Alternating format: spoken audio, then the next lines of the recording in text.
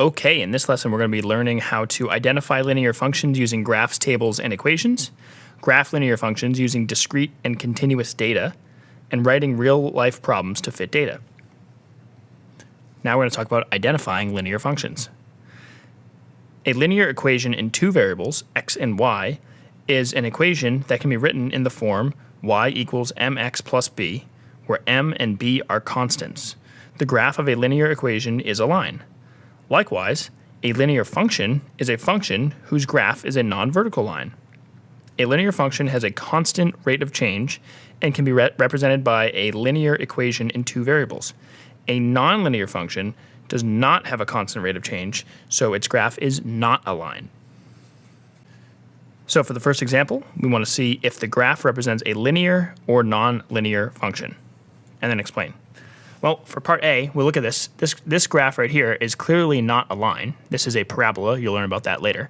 But this is not a line, so this is definitely a nonlinear function because it's not a line.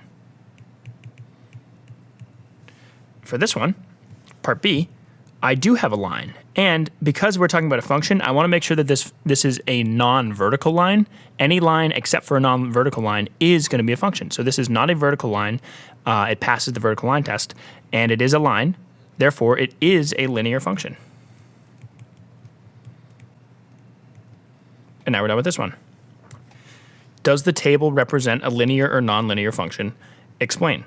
So what we need to do is figure out whether or not the function in the table has a constant rate of change. Remember, a constant rate of change is what a linear function has. If the function has a constant rate of change, then it is linear, and if it does not have a constant rate of change, then it is nonlinear. So let's look. I'll zoom in here. The way I find my rate of change is just by seeing how I move from x and how that relates to how I move in y. So if I look here at this 3 right here, the 3 to 6, well, that's a plus 3. The 36 to 30, well, that's minus 6. Okay, well, my change in y is negative 6. My change in x is plus 3. So that's just going to be negative 6 over 3, which is the same thing as negative 2. I want to see if that stays constant, and if it does, it's a linear function. And if it does not, then it is a nonlinear function. So from 30 to 24, that's also minus 6. And then from 6 to 9, well, that's also plus 3. Well, that's the same thing. Now, it doesn't have to be negative 6 and positive 3. It just has to be the same ratio here. So it just has to, the ratio of y, the change in y to the change in x, has to stay that negative 2. Okay? If I do that one more time, 24 to 18, that's another minus 6. And then 9 to 12 is plus 3 again. So I do have the same ratio of moving. This is a constant rate of change. Therefore, this is a linear function. For part B, I'll try the same thing. From 1 to 3, I'm adding 2. And from 2 to 9, I'm adding 7. Okay? So that ratio of change in y to change in x is going to be 7 over 2. So I want to see if I consistently get 7 over 2 as that ratio. Over here, at the 3, I go from 3 to 5. Well, I'm adding 2 again. So I should expect to add 7 again. But here, I have 9 to 20. Well, that is going to be plus 11. And since here I'm adding 7 when I move 2 in the x, here I'm adding 11 when I move 2 in the x, I know that this is already not a constant rate of change. I could continue over here, but I already know this is not a constant rate of change. Therefore, it is a non-linear function.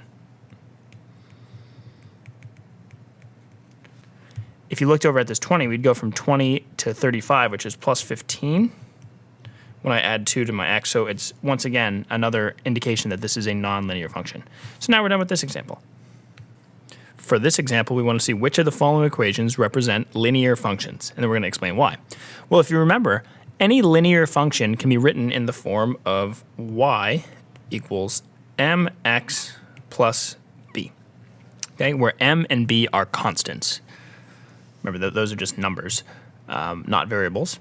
Okay? And if we look, there's no operation happening to our x. Okay? So we're going to go down and see whether or not each one's a function. Well, I look at this first one, y equals 3.8. Well, could I put this in this form? I actually can. You might not think I can, but if I have this m be 0, that would cancel out the entire x term, and then I just have the b equal 3.8, that would put this in this y equals mx plus b form. So that would be y equals 0, x plus 3.8, and that is going to be a linear function. Okay. For this one, y equals the square root of x, I don't see any square root in this y equals mx plus b. So because I'm taking the square root of x in this equation, and it's not here, this is not going to be a linear function. So I'll cross that one out. For this one, I have y equals 3 to the power of x.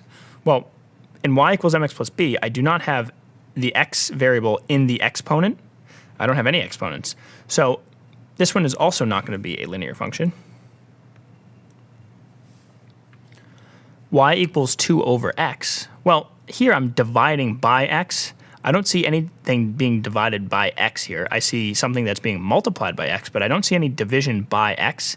Okay, so since I'm dividing by x here, this is also not going to be a linear function. For this one, y equals 6 times quantity x minus 1. I'm going to simplify this first. So I'm going to rewrite this, y equals 6 times x minus 1 in parentheses. And to simplify this, I'm going to distribute the 6. And I get y equals 6x minus 6. Well, this is in y equals mx plus b form. You might see the minus here and say, oh, well, this is a plus. But remember, a minus is just adding a negative. So in this case, m would be 6 and b would be negative 6. So this is a linear function. For this, x squared minus y equals 0. Well, I would recommend solving for y here first, and we're going to do that. But you can kind of tell already that this is not going to be linear because we have an x squared here. But I will solve for y. I have x squared minus y equals 0. I'm actually going to add y on both sides to get y alone, and then rewrite this as y equals x squared. And once again, because I have this x squared term, if I go back to y equals mx plus b over here, there is no x squared. It's just x by itself with no exponent here. So this is also not going to be a linear function. So now we're done with this one. We found our 2 linear functions in our given set of functions here. So there are many ways to represent a function. A handful of them are presented right here. So you can just say that in words, the output is 3 more than the input. Okay? You can write an equation, y equals x plus 3. You can make a table with this function, and these are all the same functions, by the way. So this is a table of values containing some of the values of this function. So your input is -1, your output is 2, input is 0, output's 3, and so on. And then this is a mapping diagram. If you've never seen this before, our inputs are just mapped to their outputs. So in this case, -1 is mapped to 2, 0 is mapped to 3, 1 is mapped to 4, and 2 is mapped to 5. Okay, and then for the graph here, we have a line going through these points. So this graph is the line of all the values. The mapping diagram and the input-output table just have a handful of the values on this line, and then this equation and the words are saying the exact same thing as the graph and all these other things. So these are just different ways that you can represent a function. So we're going to talk about graphing linear functions. There's lots of ways to graph linear functions, and we'll learn all about those this chapter. But for now, we're just going to focus on one way. A solution of a linear equation in 2 variables is an ordered pair, x, y, that makes the equation true. The graph of a linear equation in 2 variables is the set of points x, y in a coordinate plane that represents all solutions of the equation. Sometimes the points are discrete, and sometimes the points are connected. A discrete domain is a set of input values that consists of only certain numbers in an interval. So we have an example of a discrete domain. It doesn't have all the values in between 1 and 5. It just has some of them. So it just has the integers 1, 2, 3, 4, and 5. A continuous domain is a set of input values that consists of all numbers in the interval. So all numbers from 1 to 5, that includes every single number that you can think of and more in between 1 and 5. So there's an infinite amount of numbers here that satisfy this criteria. So that's the difference between continuous and discrete. The linear function y equals 15.95x represents the cost y in dollars of x tickets for a museum. Each customer can buy a maximum of 4 tickets. A. Find the domain of the function. Is the domain discrete or continuous? Explain. B. Graph the function using its domain. All right, so for part A, which is where we're going to start, we want to find the domain, and we want to know whether it's discrete or continuous, and we're actually going to start there. Okay, so let's just think about this. Let's just use some common sense. One way I like to think of this is when we're buying tickets, does it make sense to buy like half a ticket or pi tickets or basically some non-whole number amount of tickets? No, it doesn't. Okay, you can only buy a whole number of tickets. Okay, so I would say that you can technically buy 1, 2, 3, and then our maximum is 4 tickets. So that would be our domain. But you might be able to include 0 tickets if you want to think of that as not buying any tickets at all. So depending on how you look at this, you can either include 0 or not. But I'm just going to write this as my domain is 0 for not buying a ticket, 1 ticket, 2 tickets, 3 tickets, and 4 tickets. So this is going to be a discrete domain because I cannot buy all the values in between 0 and 4. For part B, we're going to graph this function using the domain. So basically what that means is I want to find all of the corresponding y values to these x values, aka the corresponding range values to these domain values. Remember, domain is x and range is y. So the way I can do that is I can make a table. Okay? What I like to say is if you're ever graphing and feeling unable, make a table. So I'm going to make that table. I have my input x, my output y. So the first value I have is 0, and that's just going to be 0. If you don't buy any tickets, you don't spend any money. That makes sense. My second value is 1, and my output value, if I plug 1 in for 15.95, I just get 15.95, because 15.95 times 1 is just 15.95. And then if I have 2, I just have to double this here, because if I'm buying 2 tickets, they both cost 15.95. Okay, that's going to give me 31.9 or 0.9D because we're dealing with dollars and 2 decimal places. For 3 tickets, I'm just going to add these 2 numbers right here, right? Because I really just have to do 3 times 15.95. But that's this, and you can totally do that, or you can just add 1 ticket plus 2 tickets, which is going to give me a 5, an 8.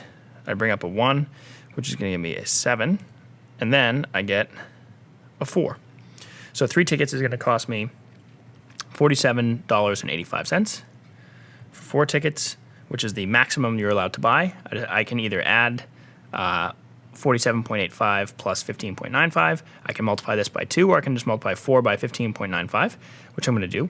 And that is going to give me 63.80. Okay. So anyway, these are my x values with my corresponding y values. So if I buy 0 tickets, I pay $0. 1 ticket, $15.95, and then so on. Okay. So now I'm going to graph these.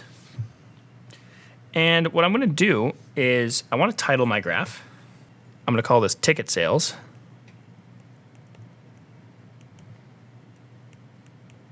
If you're doing this in your notebook, you would obviously want to draw your x-axis and y-axis. Okay. Now I need to label and scale my axes. Okay. So this is going to be the y value is going to be the total cost. The x-axis is going to be number of tickets.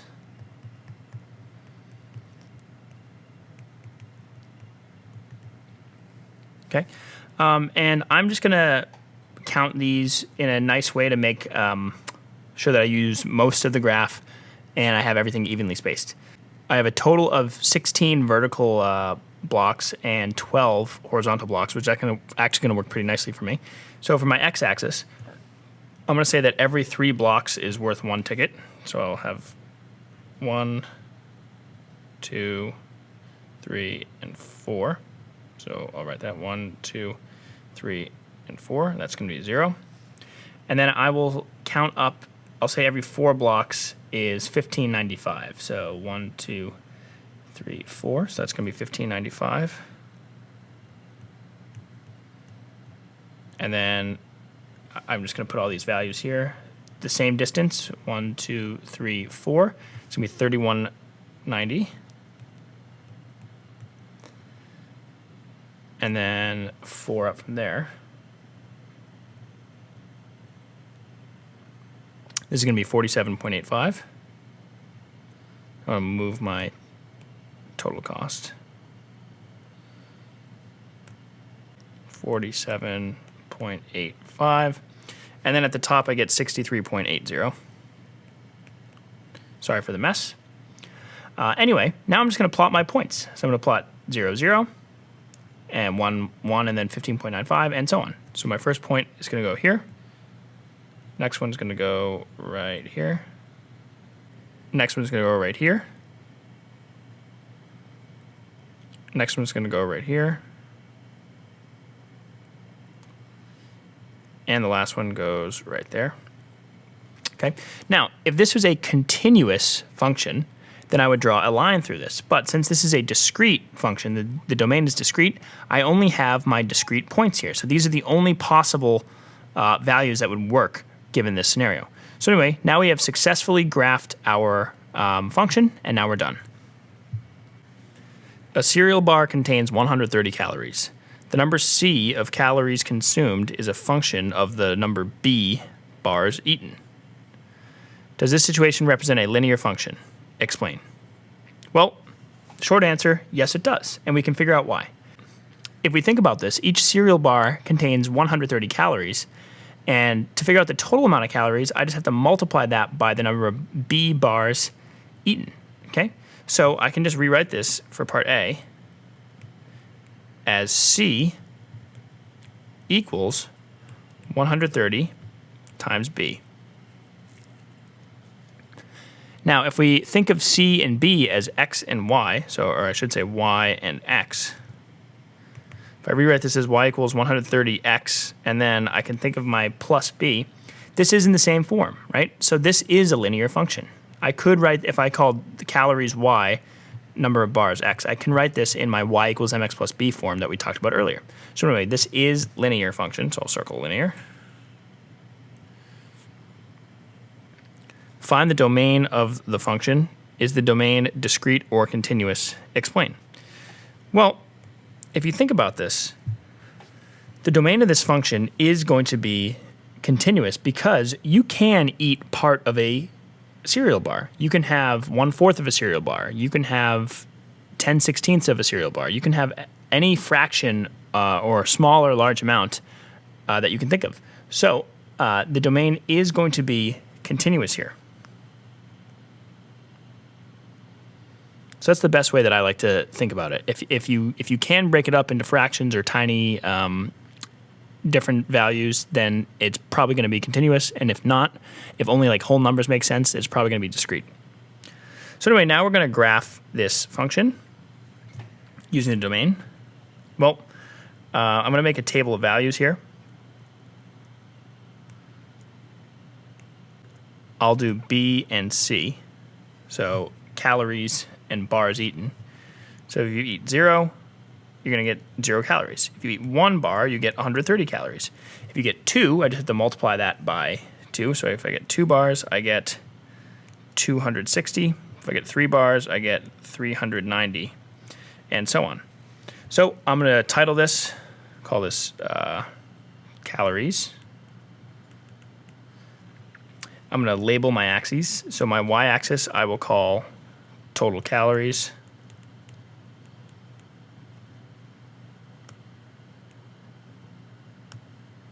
Zoom in a bit. My x-axis I will call number of bars. Okay, so I'll put 0. Now I'll scale my axes. So for the bars, I will break this up. I have 0, 1, 2, and 3. You could pick different values if you want, but I'm just going to stick with 0, 1, 2, and 3. So I'll do maybe every 4. 1. Yep, so I'll do 1, 2, and 3. And then I want my values to be 0, 130, 260, and 390. So maybe I'll go every 3 spaces. Maybe I'll go every 4 spaces. So 1, 2, 3, 4 right there is going to be 130. I'll go up 4 more for 260. and then up 4 more, 390.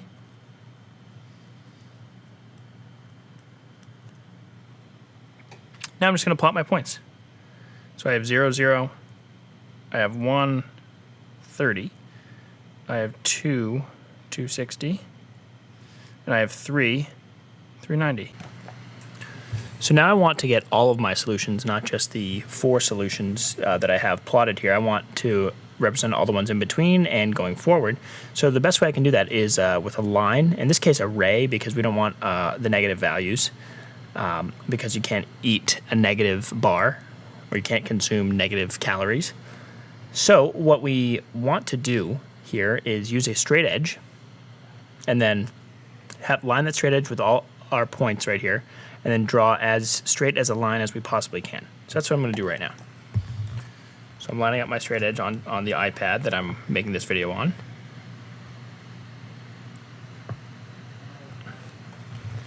And that's as good as I'm going to get using a stylus as an iPad. Hopefully you can get a little bit better. Now I am using an arrow to show that I can have more than 3 bars. This goes on forever within reason. But this graph right here, as best as I can make it, represents all of the solutions to this function. And now we're done. So this last example is pretty open-ended. Write a real-life problem to fit the data shown in each graph. Is the domain of each function discrete or continuous? Explain. Okay. Well, I see that for the graph for part A is a discrete graph. It does not include all the values in between 0 and 6 for the domain. There's all sorts of different scenarios you can make. One scenario that I'm thinking is if maybe you are on a sports team and you have 6 games in your season. I'm calling X the number of games played and Y the number of games remaining. Okay? So if I call X games played and then Y games remaining,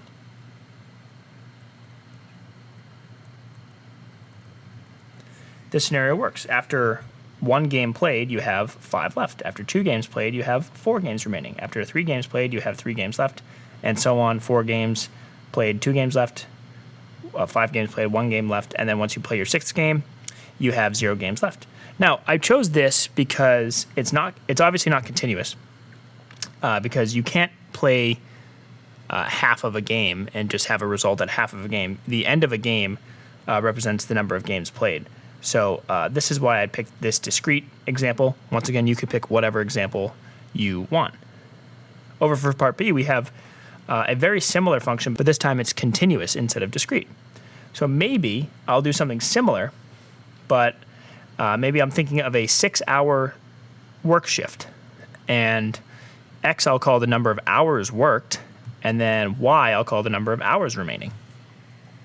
So X is hours worked. Y is hours remaining. So this means after 0 hours worked for your 6-hour shift, you still have 6 hours remaining. For 2 hours worked, you still have 4 hours remaining. For 2.5 hours worked, you have 3.5 hours left. So this is continuous because you can have fractions and fractions of time. You can break up time as much as you want it here. So this would be the example of the continuous case. So now we're done with this one.